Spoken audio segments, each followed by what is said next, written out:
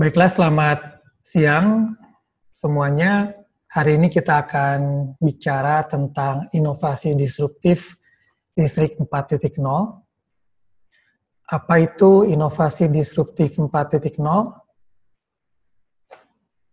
Kita bisa mulai bahwa inovasi yang bersifat disruptif itu memiliki konsekuensi, dan di sini kita bedakan antara inovasi biasa dengan inovasi yang bersifat disrupsi.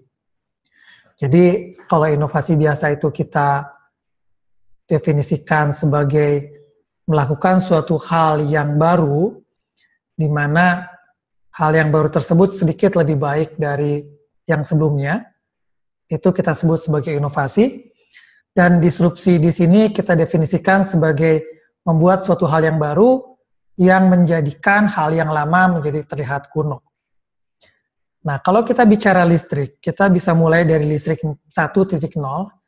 Ini bisa kita definisikan sebagai suatu teknologi yang disruptif.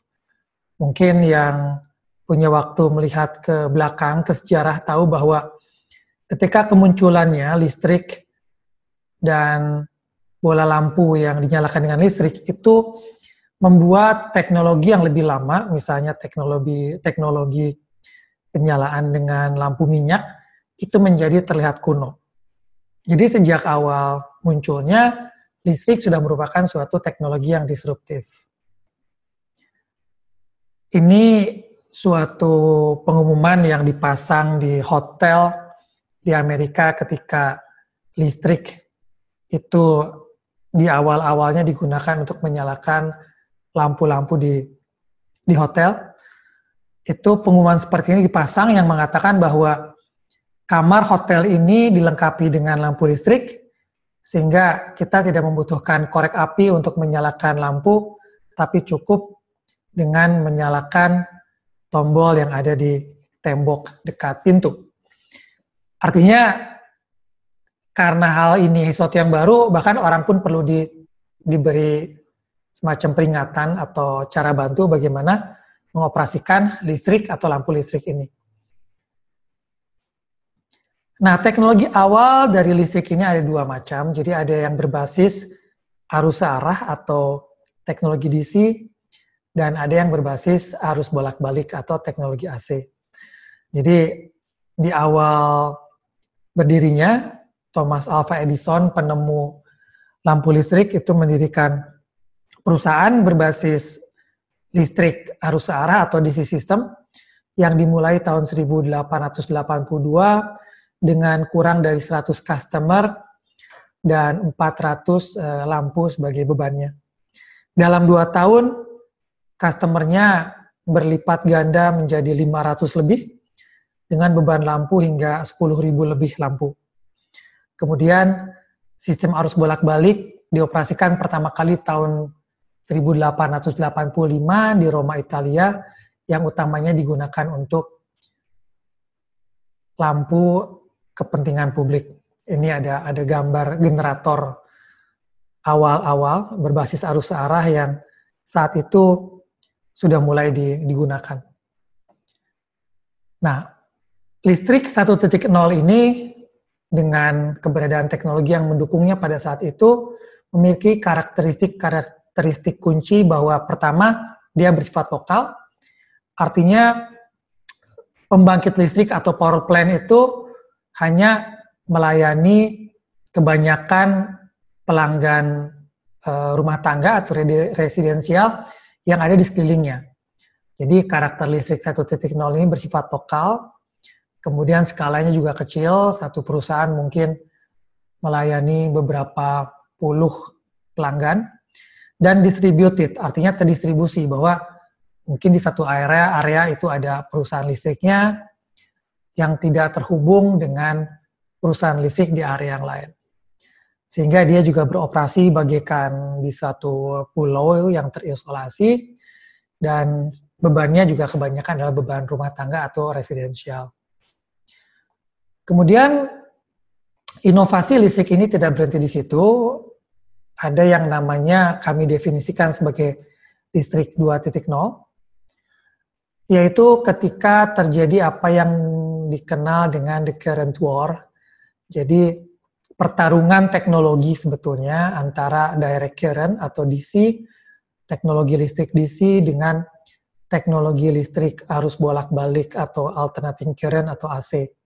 Jadi arus searah teknologi DC didukung atau disupporteri utamanya oleh Thomas Alva Edison, dan arus bolak-balik disponsori atau dipromotori atau didukung utamanya oleh Nikola Tesla.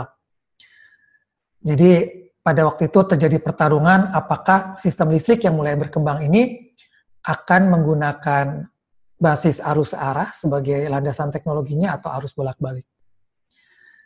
Dan sejarah mencatat bahwa pertarungan antara listrik DC atau arus searah dengan listrik AC atau arus bolak-balik ini dimenangkan oleh listrik arus bolak-balik yang utamanya didukung oleh komponen transformator atau trafo yang pada saat itu bersifat inovasi yang disruptif karena dia bisa digunakan untuk menaikkan atau menurunkan tegangan.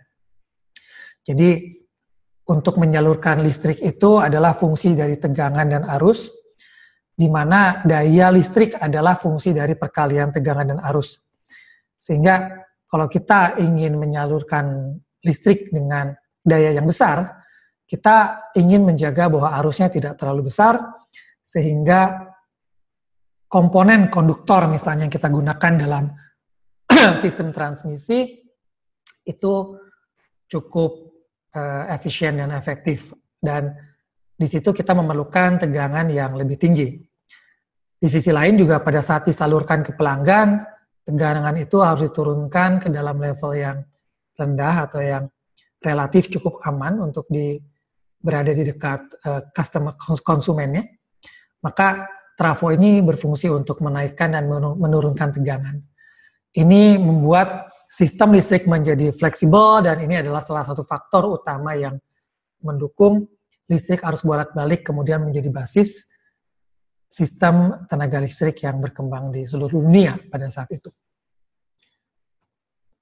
Maka bertransformasilah perusahaan-perusahaan kecil tadi yang ada di listrik 1.0 menjadi perusahaan-perusahaan listrik yang saling berinterkoneksi atau saling berhubungan, yang sekali lagi dimungkinkan dengan fleksibilitas penaikan atau penurunan tegangan di sistem transmisi dan distribusi. Di sini mulailah terbentuk perusahaan listrik yang bersifat besar, yang bersifat raksasa, yang mencakup berbagai macam jenis pembangkit, dan juga memiliki fleksibilitas untuk menyalurkan listrik dari pembangkit-pembangkit yang berada di beberapa tempat yang berbeda ke pelanggan-pelanggannya yang juga di tempat yang berbeda, selama masih terhubung dengan jaringan transmisi dan distribusi listrik. Pelanggannya tentu saja berkembang, tidak hanya residensial atau rumah tangga, tetapi juga ada pelanggan bisnis atau komersil dan industri. Sifat bisnis listrik 2.0 ini adalah adanya satu perusahaan raksasa yang biasanya bertanggung jawab dengan sistem yang besar, ada pembangkitnya, jaringannya, termasuk distribusinya, dan pelanggan pada umumnya tidak mempunyai pilihan kecuali dia harus membeli listrik dari perusahaan yang besar ini.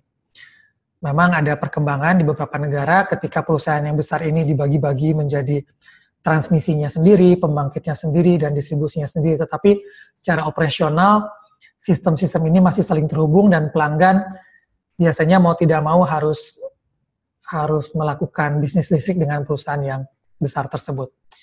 Di banyak tempat monopoli. Nah, perkembangan selanjutnya dari listrik 2.0 ini ada yang namanya listrik 3.0 yang kami definisikan, di mana listrik 2.0 itu sebagian besar atau terbanyak adalah berbasis batu bara. Karena untuk jangka waktu yang lama, batu bara adalah sumber energi yang ekonomis untuk membangkitkan tenaga listrik. Hanya di perkembangannya memang ada efek samping dari pembangkit listrik batu bara ini yang berupa polusi udara.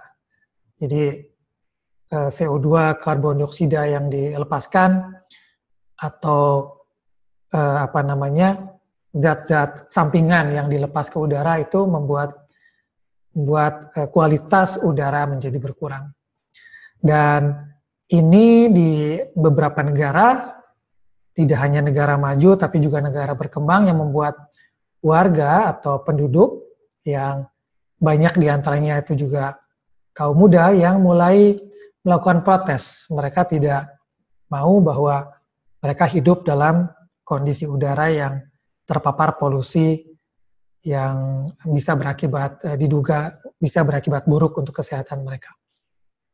Jadi protes berkembang, dan di sini konsumen yang untuk mendapatkan layanan listrik, jadi komponen customer atau konsumen yang di sebelah kiri gambar ini, yang selama ini hanya bisa mengakses listrik melalui suatu perusahaan besar yang ada di antara konsumen dan listrik ini, mulai menuntut atau meminta agar aspek lingkungan juga dipertimbangkan atau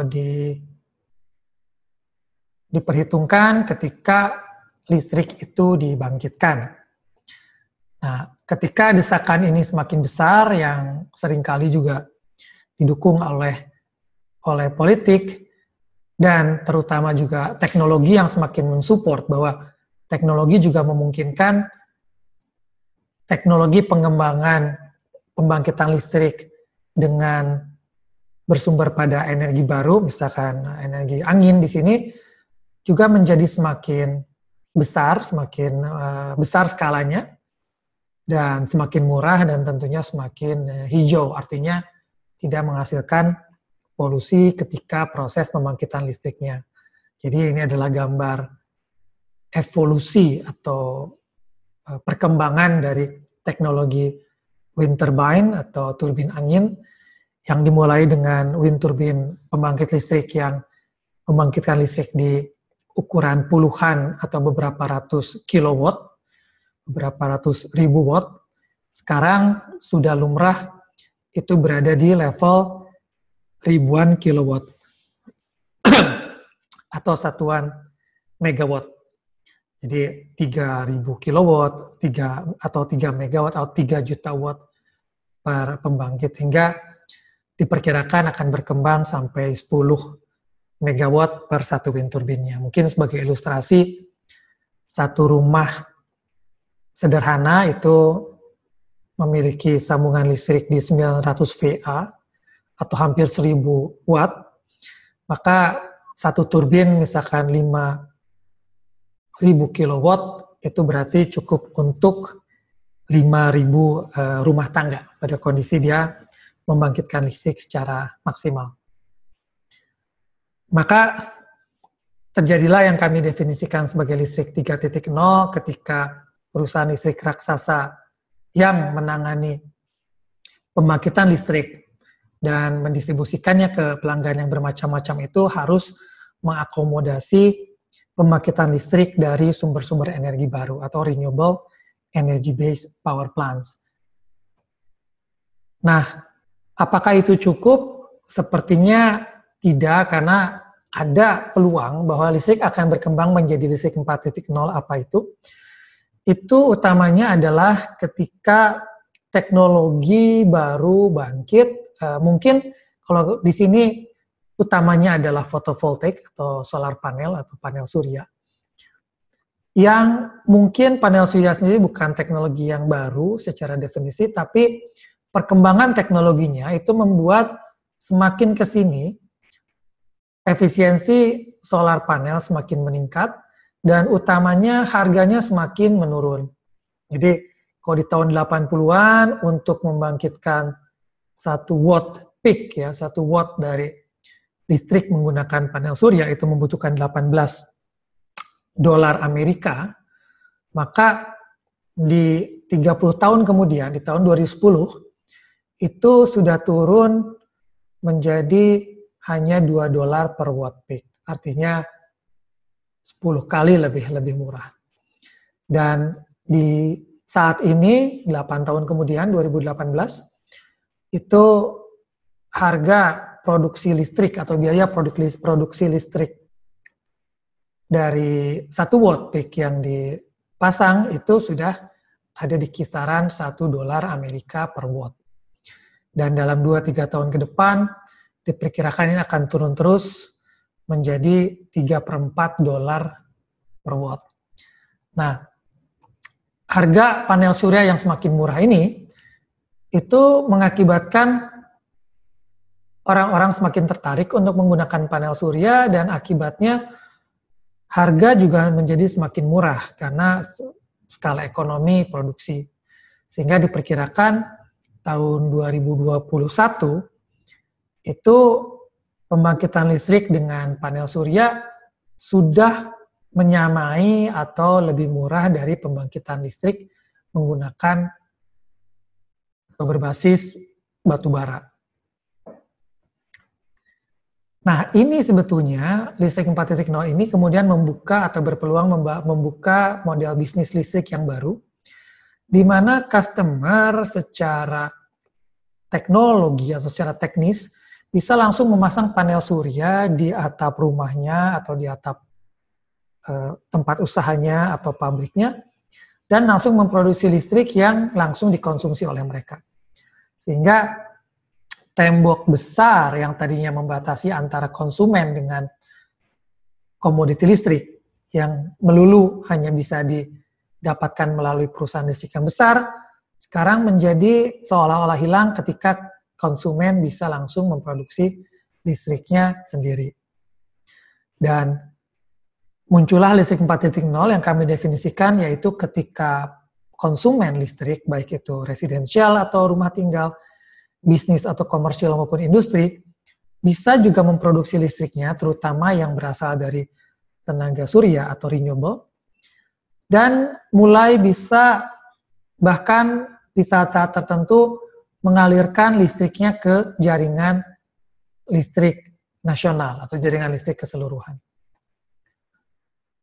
Sehingga di sini kita bisa definisikan bahwa ada peluang sebetulnya apabila dimungkinkan dan secara teknologi ini mungkin, bahwa kelebihan beban listrik dari satu konsumen itu bisa ditransfer atau dijual ke konsumen yang lain, langsung ataupun melalui jaringan transmisi atau distribusi nasional. Karena kita tahu matahari juga itu bersinar di siang hari, sehingga listrik yang dibangkitkan panel surya ini akan tersedia di siang hari dan tidak di malam harinya. Sehingga ketika di siang hari mungkin listrik yang dibangkitkan itu berlebih daripada konsumsinya, maka listrik ini seyogianya bisa ditransfer ke konsumen yang lain.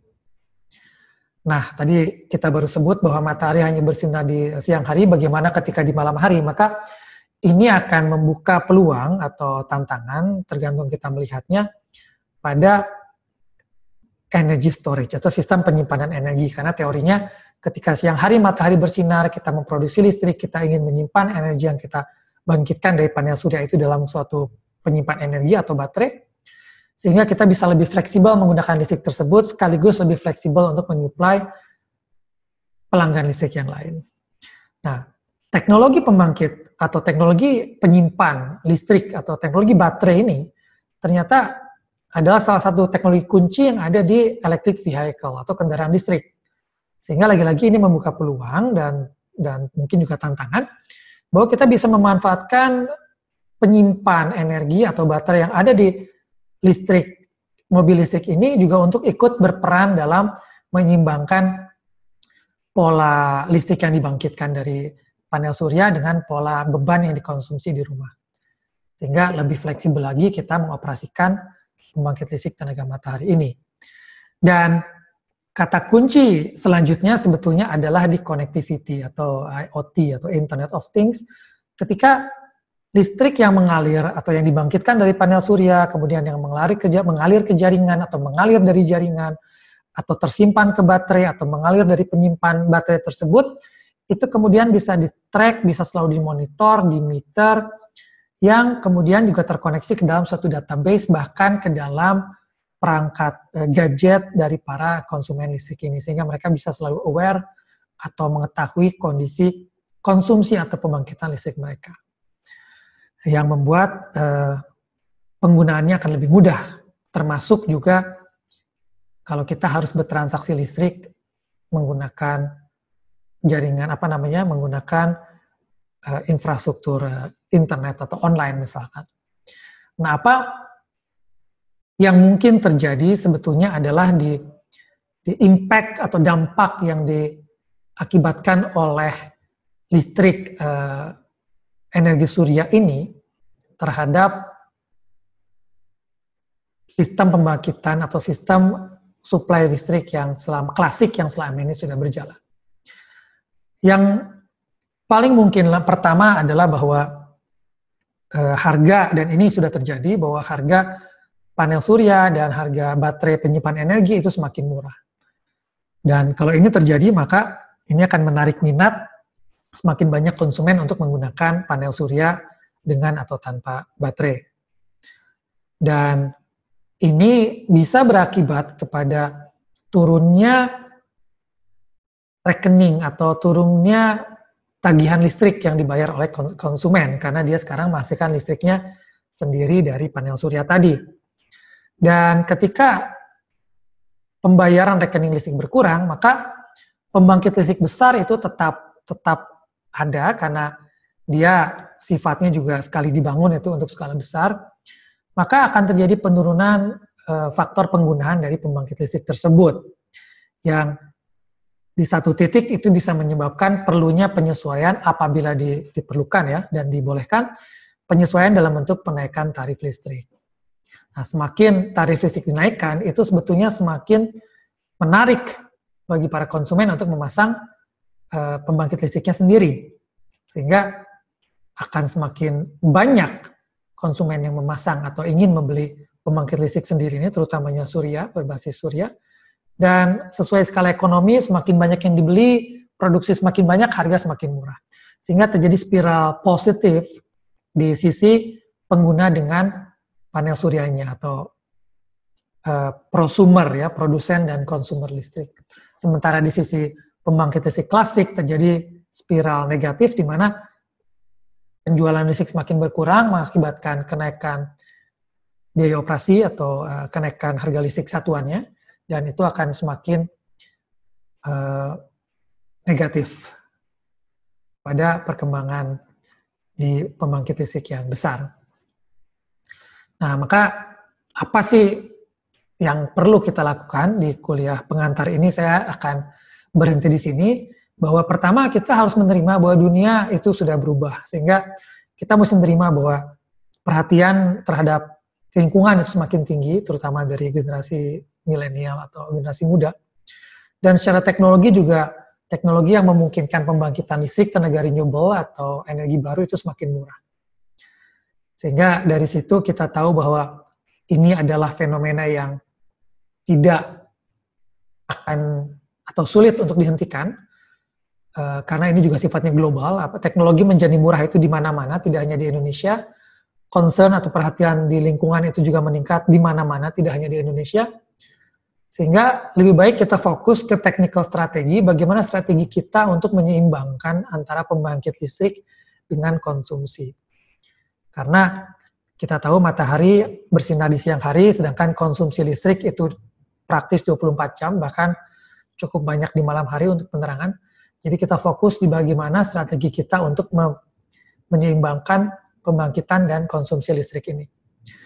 Dan salah satu teknologi yang saya pribadi merasa bisa untuk membuat listrik 4.0 ini terdifusi dengan baik adalah teknologi smart grid, yaitu teknologi smart meter atau smart monitoring system, di mana kita bisa memonitor selalu, memeter selalu berapa sesungguhnya pembangkitan listrik kita, skala kecil, skala besar, dan berapa konsumsi listrik kita, bahkan real time kalau perlu. Dan ini didukung dengan demand management system, di mana kita bisa juga mengontrol atau mengendalikan beban-beban yang mengkonsumsi listrik, sehingga idealnya bisa disinkronkan dengan pembangkitan listrik renewable kita. Dan terakhir IoT, di mana ini semua terhubung dalam suatu jaringan internet dengan sistem database, sistem big data yang memungkinkan customer maupun produsen untuk selalu mengetahui karakter pembangkitan dan karakter bebannya dan selalu bisa mengoptimalkan layanannya ke pengguna listrik. Terima kasih.